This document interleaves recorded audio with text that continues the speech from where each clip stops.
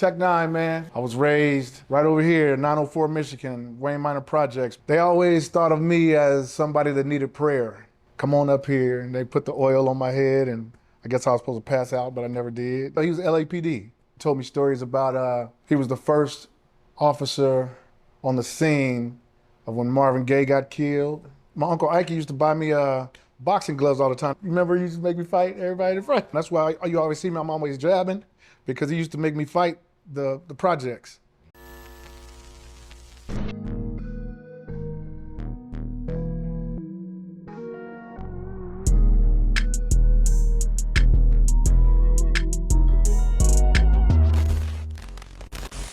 Yo, yo, yo.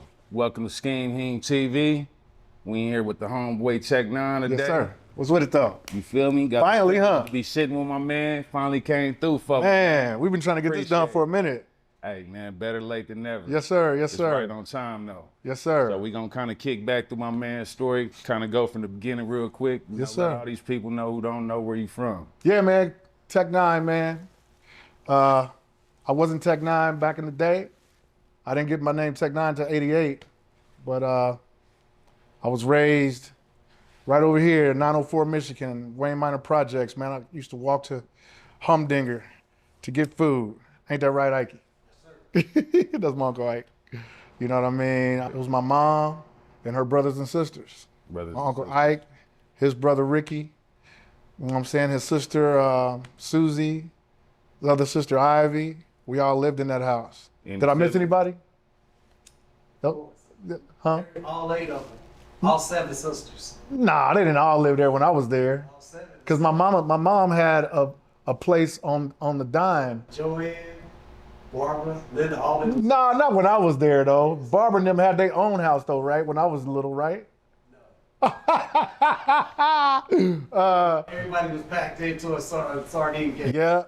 So my mom had an apartment in Rochcott Manor on the dime. You know, so I used to walk from Wayne Minor up to my mom's apartment all the time, right past Humdinger. So no brothers and sisters? Nah, I didn't have no brothers and sisters till I was, till my mom married a Muslim when I was 12. Abul Hassan Rasul Khalifa. Yeah. Oh, I'll take that back. I'm sorry. Yeah, I got a big family. My mom had Hakeem, Basima, Karamin.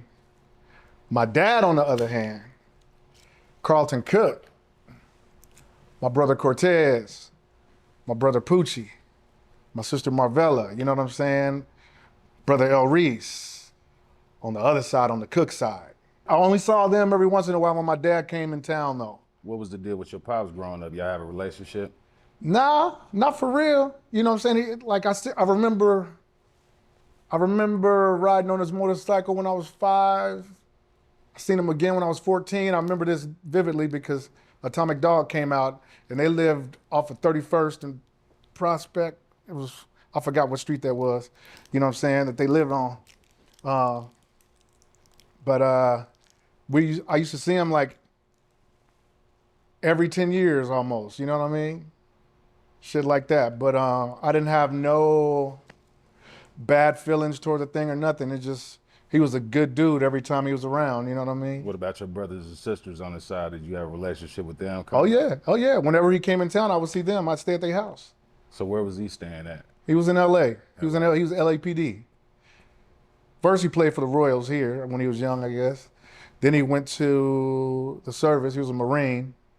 And then from a Marine, he went to LA and became LAPD. He told me stories about he was the first officer on the scene of when Marvin Gaye got killed.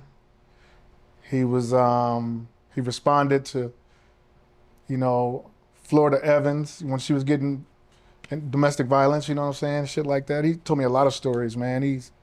We just buried him like a couple years ago. This episode of SkiemHiemTv is brought to you by Bliss, the new album from Tech-9. Purchase now at strangemusicinc.net.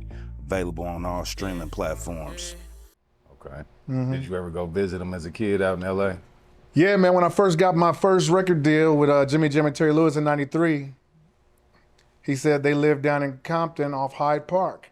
So me, Icy Rock, Dino Mac, my bro at the time, you know, we went down in the hood to Compton. Hyde Park, we didn't know what area it was at the time, you know, in 93. So they were having a picnic outside the house, you know, in a little, what do you call it, like parking lot or something. It was like family, you know what I mean? It was like 30 people there, you know what I'm saying? And they was barbecuing, and I met my brother James for the first time, and my sister Mary. He had more kids out there, you know, Alicia, all them, you know what I mean? So I met them back then. They were young. 15 minutes there, he said, "Hey, you gotta go, man. These Rolling 60s is tripping with your brother, James." I'm like, "Rolling what?" "Rolling 60s is tripping with your brother James. I got to get out of here." I'm like, "Damn, I just got here." He's like, "Trust me." And my dad went and got this big ass gun, man. He was about it. He was about it. What about moms? What type of work was moms doing back then? A mom, she's a devout Christian. You know what I mean? She worked at P&L Gas Service, right? Where Power and Light is right now. Used to be a building right there. KC P&L Gas Service. She was an operator. What was it like coming up back then? My family, religious. We attended Barker Temple Church of God in Christ, I think it's called. You know what I'm saying? Right there in 18th and Vine. Right there by the Gym Theater. You know what I'm sizzling? Went there, I was in the Sunshine Band. I sung in the choir when I was little. My family pretty much owned churches. My Uncle Charles, they always thought of me as somebody that needed prayer. You know, whenever Easter would come around, you know what I'm saying? They're like, "Dantes," that's my middle name, "Dantes, come on up here." And they put the oil on my head, and I guess I was supposed to pass out, but I never did. You know what I'm saying? You know, they felt like I needed praying for, because I was the one that was deep into secular music when wasn't nothing playing in our house but Shirley Caesar and the Mighty Clouds of Joy and stuff like that, you know what I'm saying? But Ike, my Uncle Ike and Ricky, they was the one playing the other music, you know what I'm saying, in their cars, you know what I'm saying? I found out about other music like Elton John, Benny and the Jets and shit from Ike, but my Uncle Ricky had rap and shit just like the people next door, the Reese's. That's when I first heard Blowfly, Rap Dirty. You know what I mean? Because my family was super religious, right? Yeah, super religious. You know, so we went to church Monday, Tuesday, Wednesday, Thursday, Friday, Saturday, Sunday.